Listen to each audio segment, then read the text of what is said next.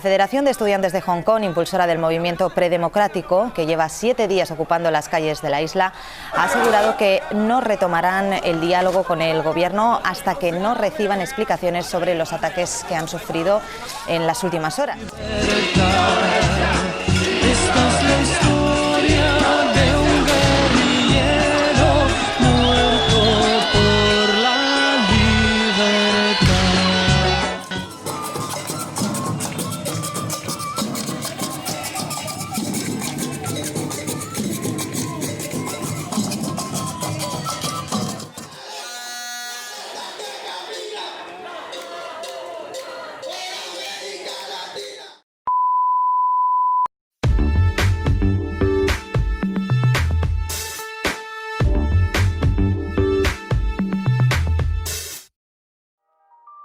Bien, hola, ¿qué tal? Esto es Ocio, Preguntas y Café. Una vez más, saludándoles a todos aquellos que nos ven, que nos escuchan por este canal de YouTube.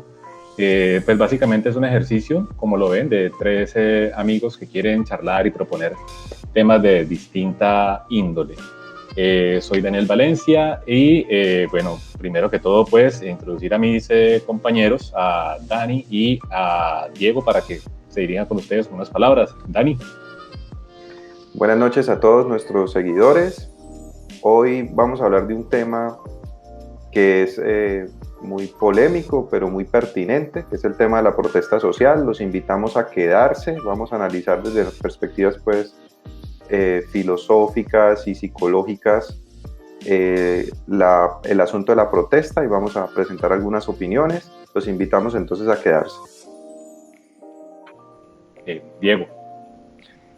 Hola amigos, bueno, invitar también a todos los que nos escuchan a participar de este diálogo, como ya es costumbre en nuestro canal, hacernos preguntas sobre temas que nos parecen pertinentes, importantes, y en este caso el de la protesta social.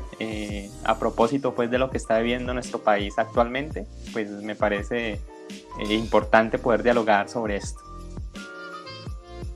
Así es, recuerden que también pueden escribirnos o seguirnos en nuestras redes sociales, en Facebook y en Instagram como @Ocio, Preguntas y Café, y por supuesto todo lo que se les ocurra acerca de comentarios, preguntas, ideas que de pronto ustedes vieron que no salen en este episodio y que sería pertinente discutir, pues entonces nos escriben también en la cajita de comentarios abajo de este video en nuestro canal de YouTube. Y pues bueno, así como nos lo dijeron aquí nuestros compañeros Dani y Diego, precisamente el tema del episodio de hoy es la protesta social.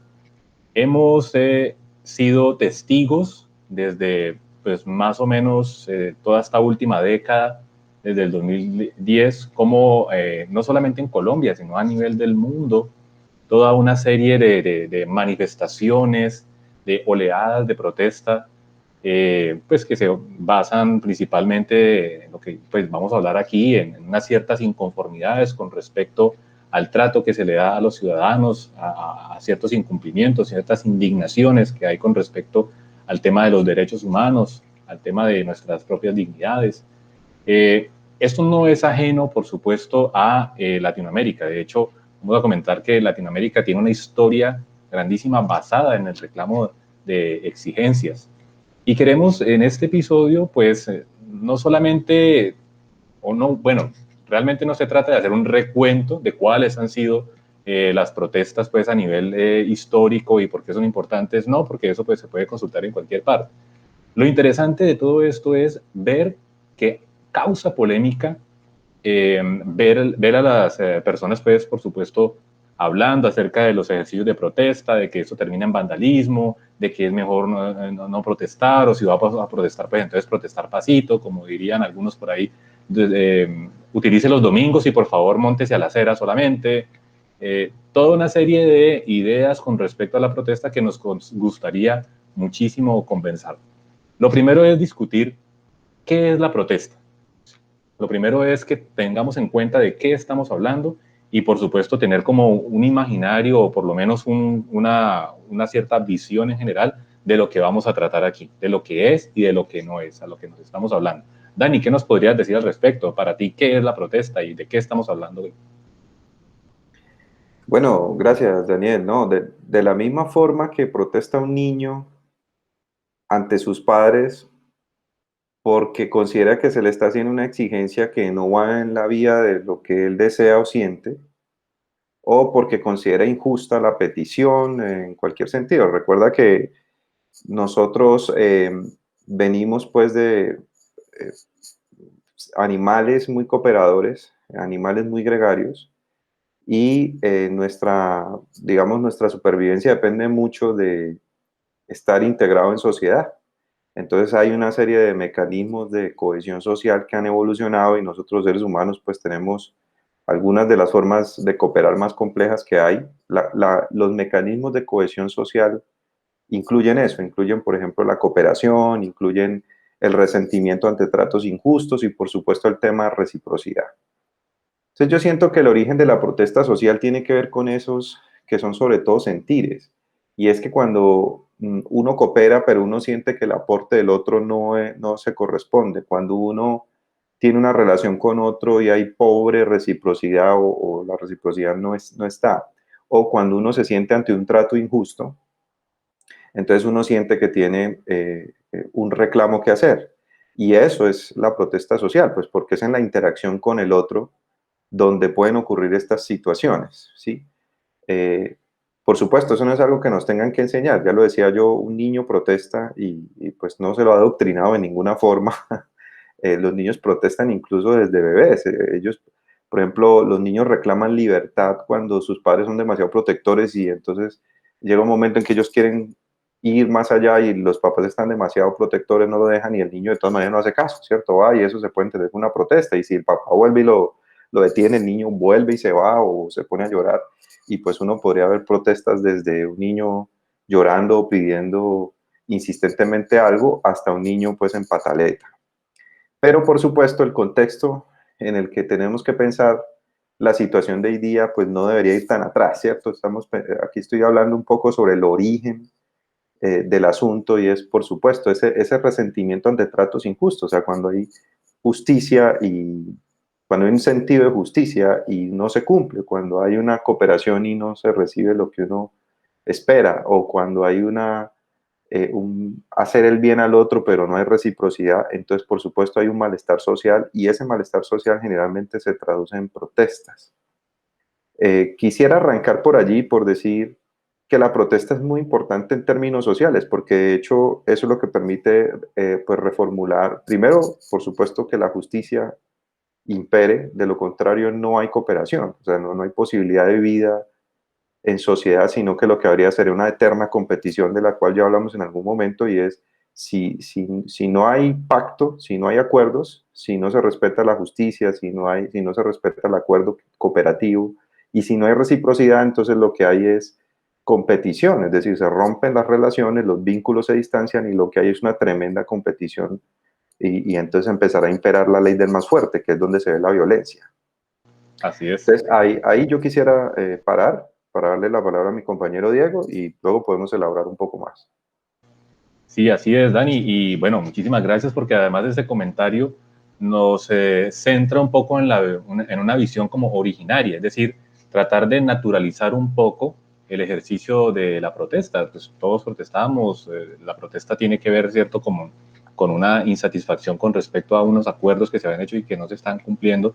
Y eso nos deja en un marco como de decir, listo, esta cuestión que nosotros estamos hablando no es una cuestión antinatural, es una cuestión muy natural que se da tanto en los individuos como en las sociedades, por supuesto, y nos remites a una importancia de la que ahorita también vamos a ampliar un poquito más. Diego, mientras tanto te doy la palabra. Bien, Daniel, muchas gracias. Sí, interesante digamos, la puesta en escena del origen de la propuesta desde ese pensamiento un poco evolutivo también, que nos aporta mucho. Yo quisiera, digamos, llamar la atención pues en lo que nos aporta la psicología social, especialmente pues las investigaciones que nos han empezado a dar un poco más de luces en relación con la protesta y específicamente con la protesta social, como una forma de participación política en relación que ellos y pues la psicología social en las últimas investigaciones han podido elaborar modelos teóricos que complejizan un poco más este concepto de la protesta y va un poco más allá de este elemento de alzar la voz, ¿sí? O sea, se empieza desde ahí, desde el componente de alzar la voz frente a algo, como lo mencionaba Dani, en términos de la injusticia, en términos de modificar algunas situaciones con las cuales no se está de acuerdo, expresar algún tipo de malestar y en generar lo que tiene que ver con la oposición frente a algo.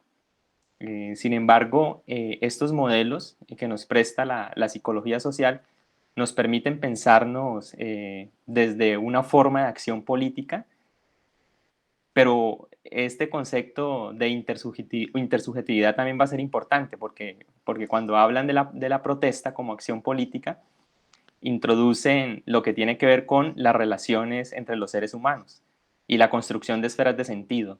Entonces, detrás de la protesta está la construcción de sentido de lo que significa lo social, de sentido de lo que significa para mí el otro, de lo que significa la comunidad, por ejemplo, de lo que significa la libertad, conceptos que son supremamente importantes, por ejemplo, en un sistema democrático. Y esta construcción de sentido, se empiezan a intercambiar en términos de la relación con los otros seres humanos, especialmente en la familia. Y en los discursos en los que me voy impregnando luego en la escuela, con los amigos y las dinámicas y los roles que juegan todo esto. Entonces, de ahí se empieza a construir lo que significa realmente ese sentido de protesta, este sentido de alzar la voz. Entonces, me parece que la psicología social, pues hay unos estudios que me parecen muy, muy bonitos en relación, por ejemplo, en América Latina, que indagan sobre por qué la gente participa o no participa de protesta, indicadores de qué es lo que hace que realmente una persona participe o no participe, y las diferentes formas de protesta, ¿sí? Que no es solamente pues, la marcha, no es solamente, digamos, la protesta violenta, sino otro tipo de organización y de pensamiento desde lo simbólico para poder, en últimas, alzar la voz, poder decir algo. Pero en lo que quiero hacer énfasis, ya para terminar esa parte, es como el entramado complejo que implica la interacción con un otro, la construcción de sentido y lo que está detrás de eso, ¿sí? Porque finalmente también, pues, no solamente la psicología social, sino la psicología de la persuasión, un poco hay gente que construye sentido para poder darle una representación a lo que significa la protesta social y participar. Pero hay otros que no, donde no hay una construcción realmente de sentido de todo esto de lo que implica participar políticamente, sino que hay un elemento de masas que atrae. Y ese es otro punto también importante que no se puede dejar por fuera en las protestas. Bueno, Diego, me parece súper interesante. Yo creo que las personas que nos están viendo, nos están escuchando en este episodio, pues ya van teniendo como más o menos una cierta idea de a dónde es que queremos dirigir esta reflexión. Y me parece súper importante que hayas hablado acerca de construir un sentido de comunidad. Mientras que estabas hablando, estaba como tratando de unir unas ciertas piezas de lo que pues, es digamos, objetivo de la psicología social y que por supuesto también hace partícipes otros estudios pues, sociológicos, antropológicos. Y me venía a la mente, pues por supuesto, dentro de mi disciplina filosófica, me van a disculpar un poco los que son un poco más puristas en ese sentido, pero pues sí, hay una visión antropológica que es muy centrada en Aristóteles y es la visión de que el hombre es un animal social, ¿cierto? Es un animal social político y racional, ¿cierto? Por supuesto, si está dentro de nuestra esencia, es porque nosotros no nos configuramos como seres esencialmente autosuficientes. Y si no somos autosuficientes es porque definitivamente tiene sentido la configuración política, es decir, que nosotros nos configuremos dentro de sociedades, dentro de comunidades, ¿cierto? La misma familia es, por ejemplo, digamos, un momento para demostrar esto, la forma en la que nosotros participamos cooperativamente para poder dirigirnos a unos logros que probablemente serían difíciles o muy imposibles solos. en contraste con lo que nos propone ahora una cierta ideología no expresada, pero sí implícita, de la autosuficiencia, del yo puedo, del yo estoy aquí para hacer esto, yo puedo ser grande, yo puedo desligarme de lo social y comenzar a recorrer un camino solo que me puede llevar mucho más lejos en solitario. Digamos que esto, en términos de lo que estamos hablando, que es la protesta, es uno de los grandes desestimulantes de la protesta. Cuando alguien se para y dice, yo no paro, yo produzco, está dentro de esa ideología, ¿cierto? Que no está expresada, pero sí implícita de, es que es uno mismo el que se tiene que labrar su propio destino y no tiene sentido uno juntarse con otro grupo que probablemente la está pasando mal, pero eso sería su culpa. Yo la estoy pasando aquí bien, yo voy para mi trabajo, yo estoy disfrutando de mis privilegios y no tiene sentido yo ir a luchar, ir a manifestarme, cuestionar mis privilegios, como diría un autor por ahí. Sí, yo no me estoy, pues, yo no estoy en falta de esos privilegios. Cuando me toquen a mí mi metro cuadrado, pues entonces ya protestaré. Y eso es uno de los grandes desestimulantes. Creo que un poco ahí nos podemos ir avanzando hacia esa idea de cuál es la importancia que tiene para los seres humanos asociarse con otras personas en esos momentos en los que no hay un cumplimiento del Estado con respecto de los ciudadanos, ¿cierto? El Estado es esta gran figura a la que le hemos puesto encargado nuestro bienestar, y cuando esa figura no se da, cuando realmente no estamos recibiendo bienestar, el bienestar que le encargamos, pues entonces vale la pena asociarnos con otros que estamos viviendo lo mismo, e incluso otros que no estén viviendo eso, sino que por empatía social lo hagan, y manifestarnos en ese sentido.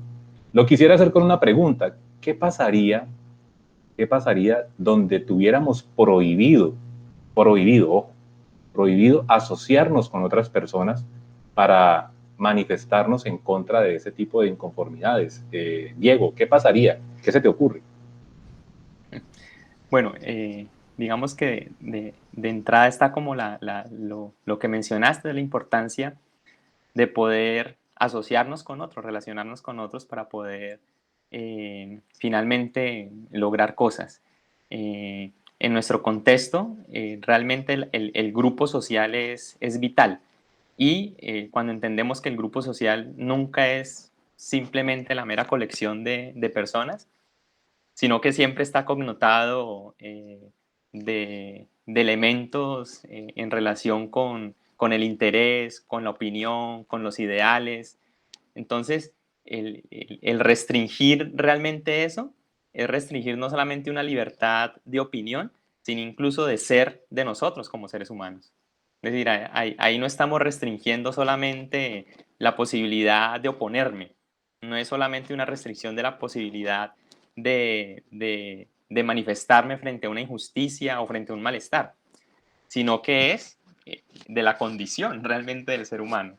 Entonces, es un poco también llevarlo hasta ese elemento. El movimiento social, pues no solamente se crea solamente por una injusticia o por un alzar la voz porque no estoy de acuerdo con algo.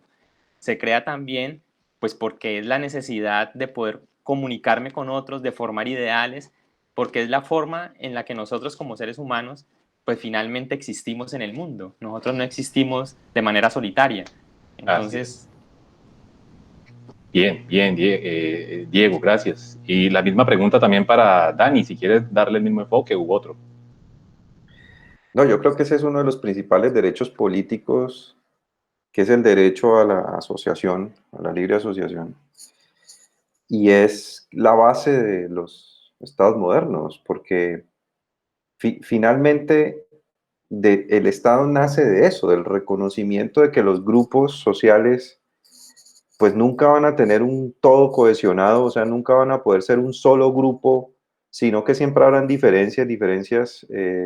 La política empieza desde el mismo momento en el que uno puede anticipar o intuir lo que está pasando en la mente del otro y en las emociones del otro, y uno puede empezar a jugar con eso, piensa porque se alinea empáticamente con lo que siente y piensa el otro o porque no está de acuerdo.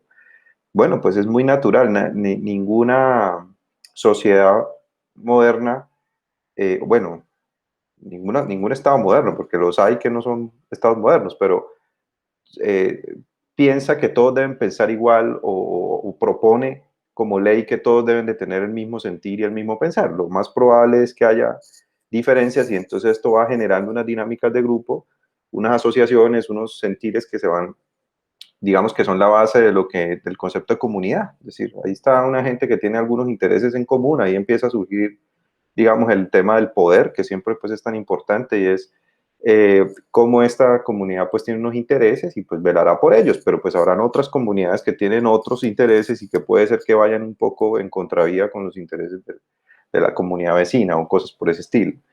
Entonces, ¿cómo surge el Estado moderno? Pues porque se resuelve con un contrato social, con un pacto social, que cedemos la violencia o el uso de la fuerza y parte de nuestra libertad se la cedemos a un Estado, a una estructura simbólica gigante, a una institución, que es la que dirime, basada en una carta que se llama Constitución, la que dirime, o sea, en unas leyes de base, unos derechos fundamentales, la que dirime estas diferencias que pueden haber entre grupos sociales y entre comunidades. Y lo hace, pues, por lo menos en el caso colombiano, pues con la bandera de la democracia, ¿cierto? Es decir, quienes tienen los mayores poderes, pues han sido electos por las mayorías, pero esos poderes tienen contrapoderes, pues porque de lo contrario las minorías estarían siempre en desventaja y estarían siempre desfavorecidas. Entonces, cuando tú planteas esa pregunta, lo que yo digo es, bueno, si eso fuera así, pues entonces no es un Estado moderno, es un totalitarismo, sería una especie de Estado no moderno, le podríamos llamar a eso de otra forma, un totalitarismo. Claro. Y por lo tanto el pacto social ahí es otra cosa, se trata más como de una dominación absoluta. Bien. Así es, sí, y precisamente la intención la recogen ustedes muy bien, porque, bueno, para dirigir esa pregunta, digamos que la tengo como en una especie de pregunta que me quiere dirigir hacia una idea, y es una idea para los detractores de los ejercicios de protesta, como los hemos visto últimamente, o por lo menos para las personas que no tienen todavía digamos, una visión realmente política de lo que está pasando, sino que pues lo minimizan a ejercicios pues, de vandalismo y estas cuestiones. Lo que estabas diciendo ahí, Dani, un Estado moderno se caracteriza precisamente por la participación de, ojalá, personas idóneas para manejar el poder, un poder que ahora ya no está centralizado en una sola figura, sino a partir de la división de poderes en primeramente dos y luego tres poderes, ¿no? Ya sabemos que los tres poderes principales son ejecutivo, legislativo, judicial. El nacimiento del Estado moderno implica eso, pero antes del Estado moderno nosotros lo que teníamos eran monarquías, ¿sí? Entonces, en la monarquía tú no podías decirle que no al rey, tú no podías quejarte, tú no podías salir a la calle, asociarte con otros parroquianos y decir, no nos gusta que el dinero de nuestro trabajo se le estén gastando en lujos, para allá María Antonieta comprándose todos los lujos y viviendo la vida de rico, ¿cierto? O el rey Carlos por allá pues gastándole en pelucas y nosotros acá padeciendo de hambre, eso no se podía, ¿cierto? Porque como el poder les confería de Dios, pues dictaminar algo en contra de eso era dictaminar en contra de Dios, y eso por supuesto estaba totalmente prohibido. Pero entre un estado y el otro hay un momento en el que eso se parte, y la acción que parte todo eso es una protesta, es una manifestación, y se llama la Revolución Francesa. Si no tenemos todavía clara la importancia de manifestarnos, tengamos en cuenta que si tenemos participación política es debido a que tuvimos una revuelta, tuvimos que hacer una revuelta para poder hacer eso. Y la política a partir de ahí, todo lo que se gana, todo lo que avanza es con protestas. O sea, si todavía no tenemos como la visión clara de cuál es la importancia política del ejercicio político, incluso social, ¿cierto? De la protesta, de las manifestaciones, es eso. Y si ahorita estamos viviendo una década marcada por la protesta como un mecanismo de participación mucho más activo, significa que estamos viviendo un tiempo histórico y los resultados de lo que logremos ahora con las protestas es lo que va a aparecer en los libros de historia o en las páginas de historia más adelante. Ahora, para ir ya centrándonos en la segunda parte, la segunda y última parte de este episodio, centrémonos en el capítulo Colombia. ¿Qué está pasando en Colombia con respecto a este tipo de manifestaciones políticas, a este tipo de participaciones que se vienen haciendo tan fuertes en nuestro país? ¿Cuál es el sentido de eso? ¿Tiene una cierta importancia o no? Y de hecho, la pregunta ahí para que vayamos partiendo de ella sería, Dani, ¿por qué es tan importante para Colombia? ¿Por qué se le da tanta pantalla a la cuestión de la protesta? ¿Cuál es la importancia de la protesta en este momento para la situación política, social y económica en Colombia? ¿Tú qué crees? Bueno, de hecho partamos por describir un poco el contexto nuestro en el que la narrativa es justamente la contraria de la que estamos discutiendo nosotros aquí. La narrativa dominante es que la protesta pues está estigmatizada. Los gobiernos, y no estoy hablando solamente de los gobiernos de desde que yo estoy con uso de conciencia, en Colombia siempre ha habido protestas, aunque ahora se han intensificado y quizá pues eso tenga que ver con el hecho de que, digamos, los partidos políticos dominantes y en general la política ha perdido el poder del control mediático o lo ha perdido un poco gracias a las redes sociales, que es el fenómeno nuevo, donde la gente puede expresar de una manera, ahorita voy a hacer un pequeño análisis sobre eso, pero digamos que gracias a que las redes sociales han permitido alzar la voz de una manera distinta, aunque también son manipulables y otro montón de cosas, pues se ha revivido el tema de las protestas. Pero vuelvo a la línea principal de razonamiento y es, la narrativa dominante aquí es que la protesta está mal. La protesta se estigmatiza en Colombia. La protesta en Colombia se entiende como vandalismo. O sea, la narrativa dominante, me parece a mí, es que la gente que protesta son perezosos que no quieren trabajar o quieren todo regalado, o quieren que el Estado sea asistencialista en extremo, o quieren, bueno, no sé, los ponen como que quieren promover el comunismo, o cosas pues bastante absurdas a veces. Por supuesto, eso es una narrativa dominante y habría que analizar de dónde surge esa narrativa. Y aquí es importante decir algo, y es que el poder político siempre ha girado en torno a la construcción, en estados modernos sobre todo, a la construcción de unas narrativas que lo que hacen es ganar los imaginarios de las masas y también ganar los sentires de las masas. De hecho, uno podría decir que en muchos sentidos la política es una política de las emociones. Lo que intentan controlar por encima de cualquier cosa un determinado grupo político que esté, digamos, afianzado en el poder, es básicamente eso, el imaginario y los sentires de las personas. Y para eso se vale, pues, de narrativas. Y puesto que están en el poder, pues tienen la posibilidad de tener la versión oficial, por así decirlo, la versión que más se difunde o la que se supone que es la correcta. Pero por supuesto, ahora sí vuelvo al tema de las redes sociales, gracias a que las redes sociales, la educación y otro montón de aparatos que tenemos hoy día nos permiten ser críticos y cuestionar. Entonces, pues, evidentemente ya hay una contranarrativa que se puede ver muy bien reflejada en las redes sociales, en el hecho de que la gente, pues, no va a tragar entero, ¿cierto? Cuestionan, se preguntan si lo que se le está presentando es cierto, pero de todas maneras sigue siendo dominante el descontento o la estigmatización de la protesta social. Lo acabamos de ver con el tema de la minga, pues que siempre toda protesta en Colombia se acusa de estar infiltrada y entonces en ese sentido se la estigmatiza.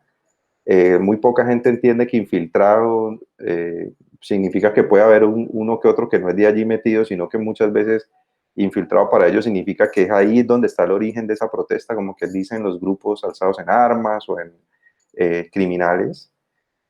Ya vemos que, por ejemplo, una jugada política es infiltrar a propósito las marchas. Vemos, por ejemplo, grupos armados del Estado, por ejemplo, militares o policías, haciendo vandalismo en las bandas para luego tener la justificación o justificar la narrativa de que entonces la protesta se salió de madre y que entonces se convirtió en vandalismo. Bueno, pues son jugadas políticas, por supuesto.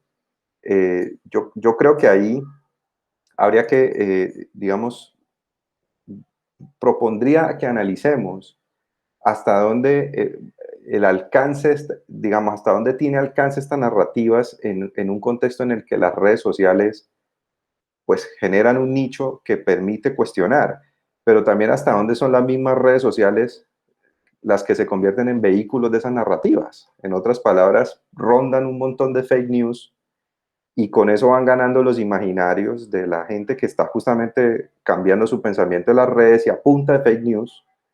Y pues, si tienes plata para difundir una noticia, como por ejemplo en Facebook, entonces puedes poner una noticia falsa que te haga tener unos sentires que son de hecho contrarios al grupo social que está protestando y que en cambio le darían beneplácito a los que están, digamos, alzados en poder. Claro. Entonces dejaría hasta ahí, digamos, para escuchar a Diego y podríamos volver sobre eso luego. Bien, Diego, hablabas ahora en la primera intervención acerca de una búsqueda de sentido pues en el tema, en un enfoque comunitario de búsqueda de sentido cuando se daban este tipo de manifestaciones. ¿Cómo ves esa búsqueda de sentido? ¿Cuál es el sentido que se está buscando aquí con las protestas? Si realmente se estará haciendo de una manera eficiente o crees que de pronto faltaría aportarle algo más. ¿Cómo ves ese movimiento acá en Colombia? Bien, Daniel, me gusta que me preguntes eso.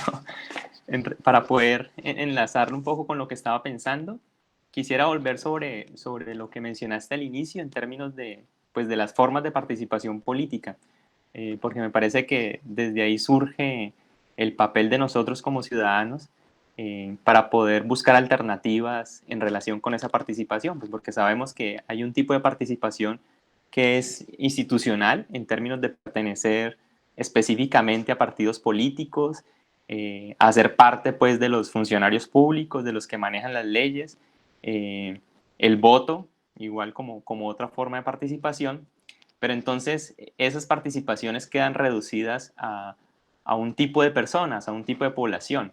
El resto de población, el resto de ciudadanos, ¿cómo participamos? Entonces ahí me parece que este concepto de participación política es importante como base para poder entender el sentido de las protestas y la construcción de ese sentido, porque parte como ciudadano de poder preguntarme, pues finalmente, estos conceptos de democracia, de libertad, de posibilidades de desarrollo, en términos de lo comunitario, en términos del grupo, en términos de mi familia inicialmente, en términos de mi ciudad, de mi país, poder pensarnos esos conceptos, pues me invitan a mí a poder delimitar entonces qué significa alzar la voz, ¿sí? En el caso específicamente colombiano, me parece que es necesario pues volver sobre nuestra historia y sobre lo que ha pasado. Es decir, no es el país altamente con un porcentaje grande de desigualdad, la violencia que nos ha acompañado por muchas décadas, ¿sí? Los diferentes sistemas que deberían estar garantizados en términos de las condiciones humanas, en términos de la salud, de la educación. Es decir, todos estos elementos que van sumando finalmente a cómo me siento yo como ser humano perteneciente a una región, ¿sí? A un territorio. Entonces, esta construcción, por ejemplo, de sentido en términos del territorio. ¿Qué significa el territorio para mí? ¿Qué significa vivir en este suelo? ¿Qué significa vivir en esta ciudad? Y ese significado de vivir empieza a adjudicarle elementos de bienestar. Y en esos elementos de bienestar es donde yo empiezo a encontrar pues que no están como las garantías precisamente para poder desarrollarme como ser humano, ¿sí? Que no son unas garantías individuales, que no son unas garantías que dependen solamente de mí. También como lo mencionaba ahorita Dani, pues, es decir, si usted es pobre, si no tiene, pues no tiene, pues culpa suya. Entonces hay cosas que no dependen de mí solamente, ¿sí? Sino que dependen de una historia, dependen del desarrollo y de muchas variables que están ahí puestas. Entonces, me parece importante volver sobre estos elementos de desigualdad, de violencia, de cómo funcionan nuestros sistemas, que detrás de eso está este elemento de corrupción, para mirar cómo la gente empieza a construir esos sentidos ahí. Y, por supuesto, hay un elemento que desde la psicología es vital pensarlo, y que no escapa pues a la política, que tiene que ver con las emociones. Y ahí pues me parece importante el análisis que Dani hace en relación con las redes sociales, porque lo que creo que está puesto ahí en juego es eso, es decir, de qué forma este instrumento, esta plataforma, que puede ser vital para la participación política, pues finalmente es un instrumento de manipulación bastante grande desde el punto de vista emocional, y que toma como referente precisamente la violencia, para poder indicar cuál es el proceder, o sea, cómo debemos proceder. Entonces, son elementos que me parece importante ir pensándonos y preguntándonos sobre ellos, Daniel. Bien, Diego, muchísimas gracias.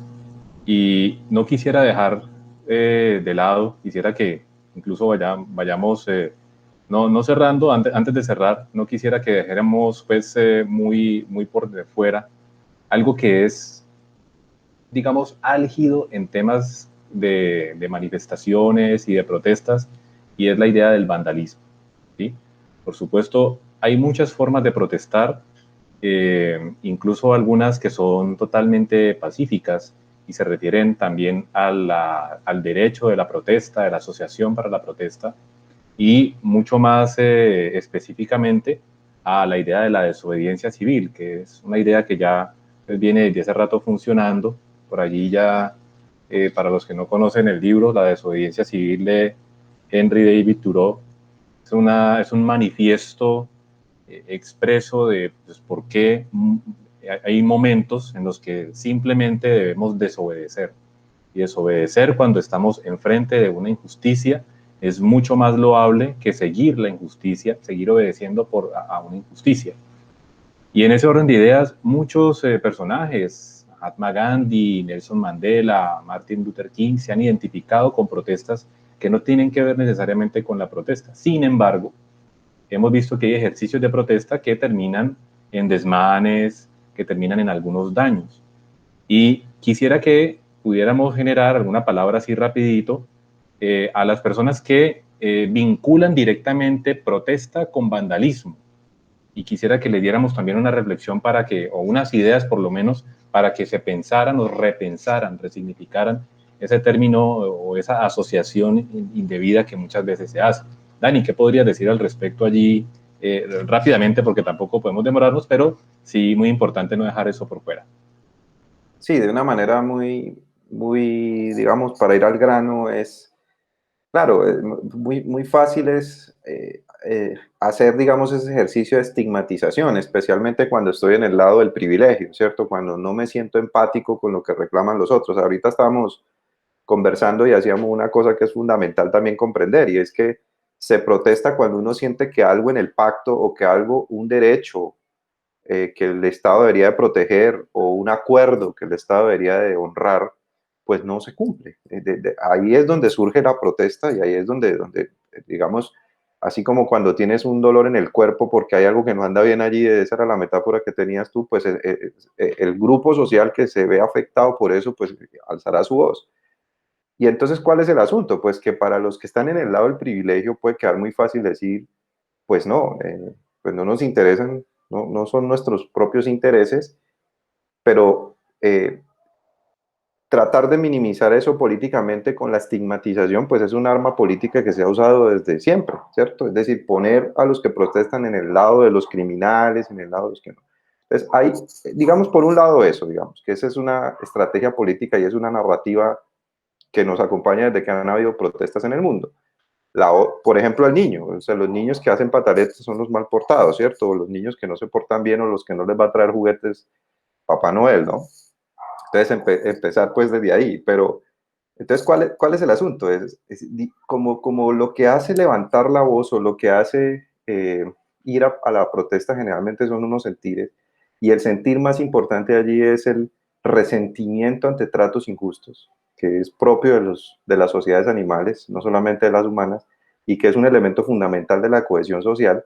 Entonces, claro, no podemos esperar que la protesta pues no tenga ese elemento emocional, digamos, de talante fuerte, si se quiere. Por eso nosotros vemos, ahorita que están tan de moda, la primavera árabe, las protestas en Chile, las protestas en Francia, pues es muy difícil que en medio de tanta indignación, en medio de tanto resentimiento, pues no haya alguien que quiera expresarse pues de una forma un poco, digamos, pasada de las formas.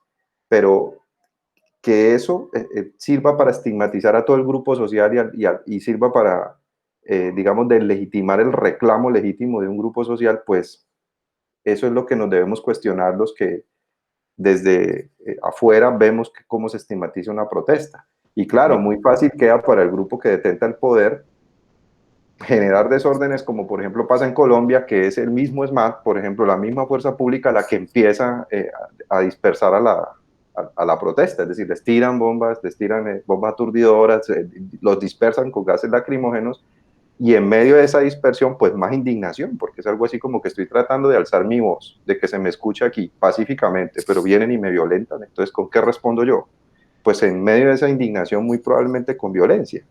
Entonces, pues es una jugada política, y obviamente ahí es donde uno ve que es muy cuestionable ese manejo de la fuerza pública en el caso de Colombia, que es una fuerza al servicio de una ala política y al servicio de una ideología, y que además está puesta para no respetar y proteger la protesta social como un derecho, sino para todo lo contrario, para violentarla.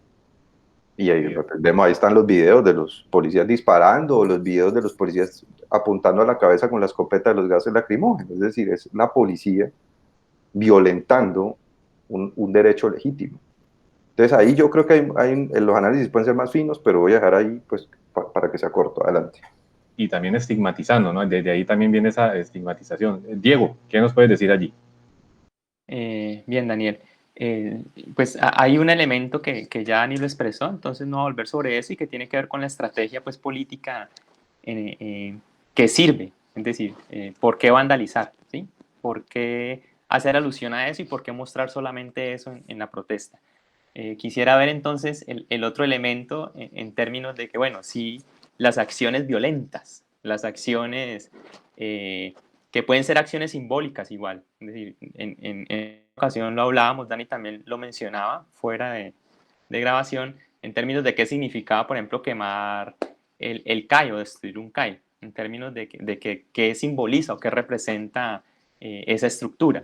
¿Sí? Entonces, independientemente de que sí, de que sean elementos simbólicos y sean las formas en las que hemos construido precisamente alzar la voz. Entonces me parece que sí son elementos que tienen que ver con la construcción de. O sea, por un lado, estoy de acuerdo con lo que dice Dani en relación con que es la bandera, es lo que se muestra pues para poder deslegitimizar eso, esa herramienta, ese recurso que tenemos de participación, pero por otro lado es cómo hemos construido nosotros, en un país tan violento, las formas de alzar nuestra voz. ¿Sí?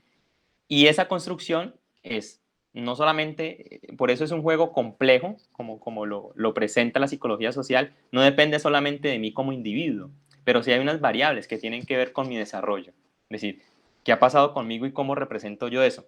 Pero no solamente soy yo, o sea, no es solamente lo que he construido, sino lo que he construido a partir de una familia, a partir de una ciudad, a partir de un país, a partir de un territorio que es altamente violento, ¿sí?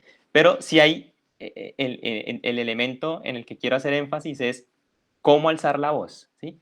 Y que eso finalmente se puede categorizar como violencia, ¿sí? Entonces, ¿validamos la violencia en las protestas? Es mi pregunta. ¿Validamos de que como es protesta, entonces, pues la protesta necesariamente implica actos violentos por ser protesta? Porque hay que alzar la voz y porque hay que gritar más duro para poder que nos escuchen, porque es que si gritamos pasito no nos escuchan. Entonces la pregunta ¿es eso así?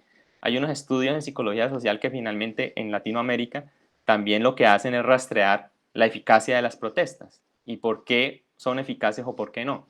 Y realmente no es la violencia la eficaz, no es el que alce más la voz, es la representación simbólica y específicamente la respuesta colectiva, ¿sí? En términos de estas otras formas de protesta que no son violentas. O sea, el intento de ganar el imaginario del que justamente está en el otro imaginario. Sí. Eso sería lo que es mucho más eficaz, y por supuesto eso se puede hacer vía elementos simbólicos que dejan de lado la violencia Exactamente. digamos, las Entonces, expresiones la violentas. pregunta que yo me hago es eso, es decir, claro, no es caricaturizar el asunto en términos de que protesten, como lo decía Daniel, los domingos y en la acera. No, es decir, no ese es el sentido. Pero tampoco es el sentido de decir que es que toda protesta, pues por ser protesta, entonces se justifica los actos fuertes, violentos, agresivos, destructivos, pues porque es una protesta. Entonces la pregunta también es un poco, pues si es necesario eso, o sea, si el análisis nos permite pensar de que necesariamente la violencia tiene que estar puesta ahí. Entonces yo lo traigo en el análisis de la construcción de lo que significa alzar la voz y cómo lo he construido yo como individuo y cómo lo hemos construido como sociedad y cuáles son las otras formas de poder protestar a las que incluso Daniel ha hecho énfasis. A partir de esa, de la obediencia, pues está la construcción de movimientos. Hay uno que es el derecho a no obedecer, que es una plataforma de iniciativas ciudadanas en Colombia, aquí en Colombia, y que expresan nuevas formas de participación desde la desobediencia. Entonces, han podido determinar cuáles son ese tipo de estrategias y que no tienen ningún tipo de interés, pues desde el punto de vista político, ¿sí? Pero sí de participación política. Entonces, que me parece importante también hacer ese análisis. No, ese es un interés netamente político, diría alguien, Diego. O sea, la cosa es completamente política. Pero adelante, Daniel, te escuchamos. No, sí, quería sumarme pues allí a esas ideas de ustedes y por supuesto dar parte como también de reflexión al respecto de la efectividad de una protesta que se torna violenta. Hay protestas en términos de la desobediencia civil que han sido muy exitosas por esa simbología tan fuerte que logran alcanzar, ¿cierto? Mahatma Gandhi, por ejemplo, tiene esta protesta del silencio que se hace pues en torno a la opresión pues que el imperio inglés ofrecía sobre ellos, y es el símbolo, por supuesto. Por supuesto hay unas protestas que se tornan violentas y que parecen haber tenido pues unos chances pues de haber obtenido algo. Pongo como ejemplo la protesta de los chalecos amarillos en Francia, que nos sorprendió tanto pues que Francia volviera a despertar pues en términos de una gran revuelta, ¿cierto? Porque pues, estaban pues muy... Uno podría creer que en Francia se vive bueno, cuando de pronto, ¡pum!, explotan en una gran protesta de exigencias y súper organizados los chalecos amarillos. Y los chalecos amarillos fueron una serie de protestas semanales que dejaban desmanes, que dejaban pues, la ciudad aturdida completamente. Y realmente lograron cosas, lograron muchos de sus objetivos, incluso muchos más de los que al principio se proponían. Uno diría, ah, claro, entonces es batiéndola duro y dejando restaurantes en ruinas y pintando las calles y todo. Esa es la manera, entonces, no. Eso es una mala concepción de la idea de la protesta que se torna en violenta.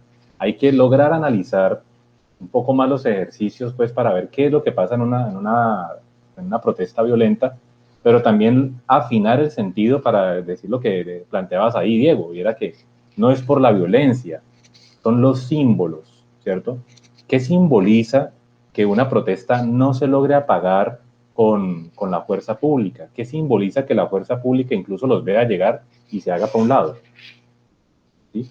¿Qué simboliza que día a día, a pesar de la represión, ellos sigan y sigan y sigan inventándose nuevas formas para que la protesta sea cada vez más efectiva y no vamos a parar hasta que nos escuches y tal? Eso es el símbolo. ¿Qué significa que la minga, cierto, que es un sentir colectivo indígena, se dirija hacia donde vive el presidente de la República? Si usted no viene, vamos. Y si vamos, vamos todos, incluso en una época de pandemia no nos van a lograr acallar. Vamos porque vamos. Vamos porque estamos siendo estos y nos están violentando nuestra cosmovisión. Yo creo que es el símbolo lo que hay que analizar, y eso es lo que a veces se le pierde a la gente.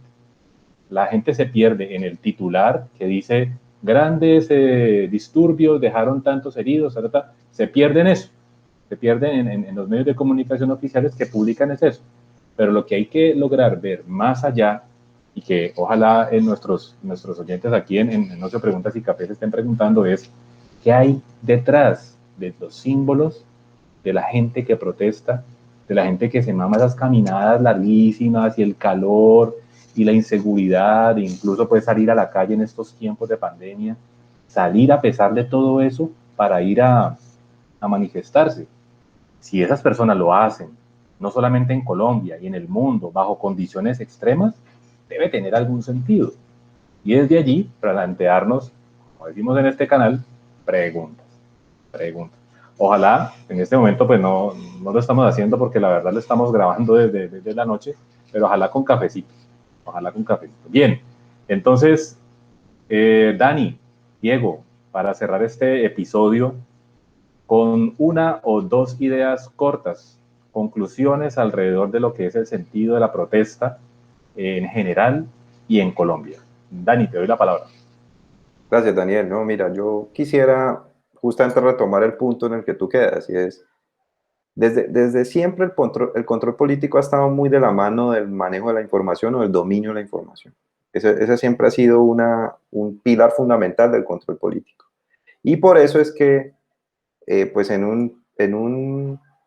una situación ideal, los medios de comunicación deberían ser independientes, pero la verdad es que por donde uno mire, el país que sea que uno mire, los medios de comunicación no son completamente independientes, o bien hay un ala de los medios, un grupo de medios que están muy de la mano de quien ejerce el poder, o bien toda la comunicación está dominada por quien está en poder, ¿sí? Por ejemplo, en una dictadura o en democracias, pero que funcionan mucho más como dictadura, como es el caso de Colombia, a propósito, en el que el gobierno, o más bien los medios, perdón, las familias más poderosas dominan los medios de comunicación y son también las que cooptan los cargos de poder más alto, incluyendo los presidentes. Entonces son dueños, digámoslo así, o tienen todo el beneplácito de la política porque ellos financiaron sus campañas y los pusieron, y también dominan los medios de comunicación que no son independientes. Entonces ahí es donde quiero yo, para cerrar, poner el tema de las redes sociales. De hecho, lo que ha generado este despertar de las protestas en el mundo, y ahí incluyo el tema de la primavera árabe, fue que los gobiernos y la política perdió un poco el control de la información y se generaron entonces contranarrativas en las redes sociales que permitieron un despertar, pues que son las primaveras, pues, o en el caso de Colombia, el auge de las protestas. Esta posibilidad de que los medios las redes sociales sirvan para eso, para generar nuevos imaginarios, nuevos sentires y por lo tanto hacer contranarrativas a lo que era un dominio de la información y de las versiones que tenían los medios de comunicación tradicionales, es oro. El asunto es con qué símbolos y cómo nosotros podemos generar defensas en contra de lo que la red también tiene, la cara mala de la red, que son el tema de la fake news y el tema de la manipulación emocional y política, que también se puede hacer a través de la red. Es decir, la red tiene las dos caras. Entonces, la pregunta es cómo utilizar estas redes para poder poner símbolos que permitan generar contranarrativas y ganar de esa manera los imaginarios de los que no están interesados, porque o bien están en el privilegio o porque no están bien enterados, bien informados. Creo que la creatividad allí tendrá que surgir para que las redes sociales se puedan usar de una manera mucho más adecuada y sirvan, como el mundo ha demostrado, como para eso, para un despertar de la conciencia, pues que permita ahora sí darle un sentido a la protesta de no violencia, pero de contundencia frente a lo que pueden ser abusos del Estado o incumplimiento de los derechos. Así es. Diego. Bien, me gustó eso de despertar de la conciencia, Dani. Bueno, me parece que la reflexión, Daniel, a la que tú traes es esencial y tiene que ver con las formas de participación. O sea, preguntarnos también sobre ser sensibles. Para mí es ser sensibles a nuestro territorio, ser sensibles al espacio que ocupamos. Y la pregunta para mí sería un poco eso, es decir, ¿qué tanto estamos siendo sensibles al espacio que ocupamos y al territorio? en términos de lo que acontece. ¿Qué pasa con la indiferencia o con el llamado de atención sobre lo que está sucediendo? Y en ese sentido, pues la idea es poder alzar la voz y alzar la voz de maneras distintas, que me parece que es esencial. Has dado ejemplos claros en relación con ello, que tiene que ver con la fuerza de lo simbólico, la fuerza de poder alzar la voz de maneras distintas. Hablas del caso de Gandhi, por ejemplo, como pues, fueron casi 350 kilómetros de caminata hasta el océano Índico, y qué significó simplemente coger en las manos sal. Es decir, el solo de eso, hecho acto simbólico de caminar todo eso y coger en la mano sal. O sea, ¿qué significó eso para el territorio, para la comunidad? Símbolo, Es ¿no? decir, Lo que decíamos del símbolo. sí, del símbolo, en términos de esa violencia a la cual estaban siendo expuestos, en términos de ese monopolio pues, de la Gran Bretaña. Y acá, por ejemplo, lo de la minga, ¿sí? Que tú también lo haces referencia. Pero, por ejemplo, ¿qué es lo que no se ve? Es decir, que la minga también con sus recursos ancestrales y su propio gobierno, pues hace su juicio y hace el juicio al gobierno colombiano, ¿sí? Pero eso no sale en las noticias. Es decir, ¿qué fue lo que hizo la minga en Bogotá? ¿Sí? ¿Cuál fue ese acto simbólico que para ellos es totalmente representativo? ¿Y con qué se van ellos a su territorio? Es decir, no se van con las manos vacías. ¿Sí? Los niños que presenciaron ese acto simbólico, de ese juicio contra el gobierno indiferente, ¿sí? Y que está violentando de una forma también, es otra forma de violencia a estas comunidades indígenas. ¿Sí? El mensaje también para los niños, para los jóvenes que acompañaron esta minga, de cómo se van construyendo de pertenencia a su territorio, a su pueblo. Y otras formas de alzar la voz. Me parece que es importante preguntarnos eso. Yo participé en una iniciativa que se llama Retazos para la Paz. Cuando lo de la marcha álgida del año pasado, y como toda esta violencia tan fuerte que se 21 de noviembre. ejerce, y decíamos, bueno, pero miremos pues cómo podemos también recibir esa violencia y transformarla, es decir, de qué forma la podemos hacer, y cómo a partir del tejido físico, es decir, del tejido con lana, pero la pretensión era hacer un tejido social, o sea, reconstruir ese país que muchos veíamos que se estaba desbaratando por la violencia, es decir, de qué formas simbólicas podemos empezar a hacerlo. Entonces es un poco preguntarnos por eso, preguntarnos por nuestra sensibilidad, por nuestro territorio, y por las formas simbólicas en las cuales podemos también alzar la voz. Bien, así es. Bueno, y yo me sumo a las ideas de ustedes y me quedan unas ideas claves y de toda esta conversa pues, que tuvimos acá.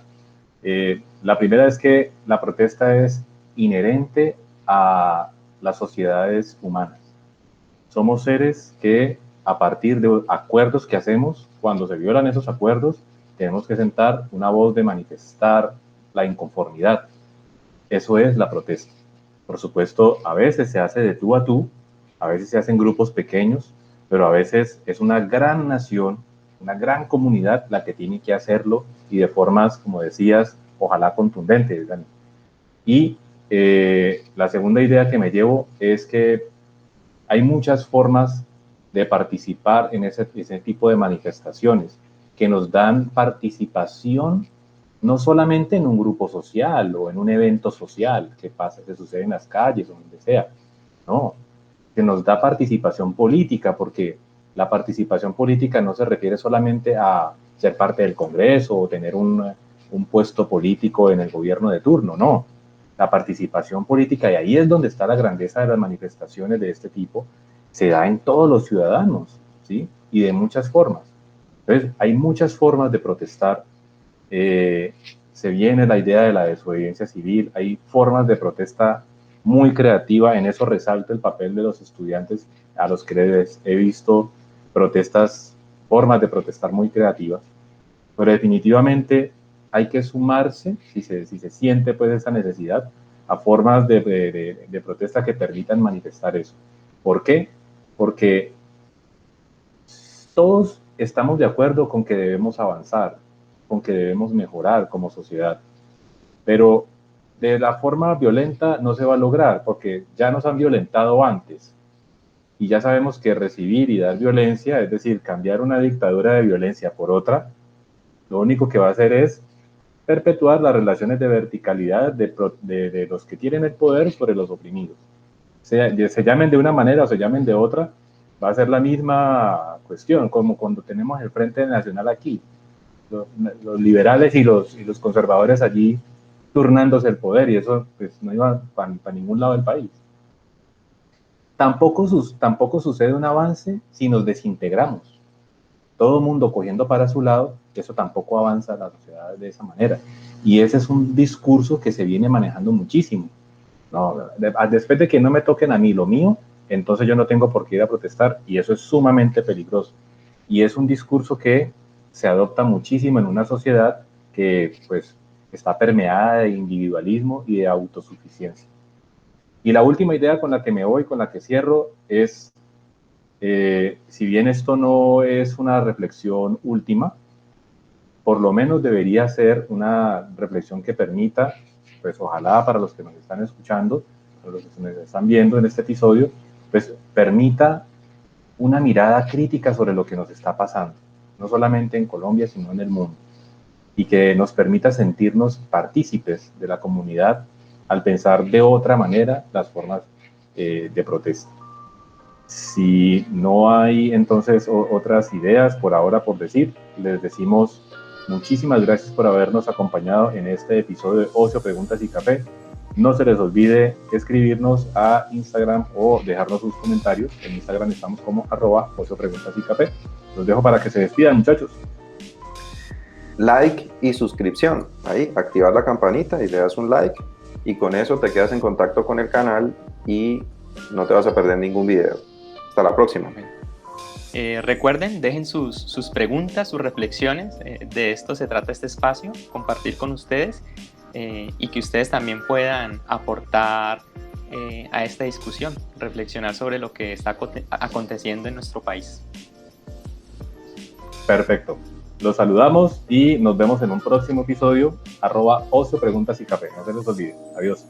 Hasta luego. Chao, chao.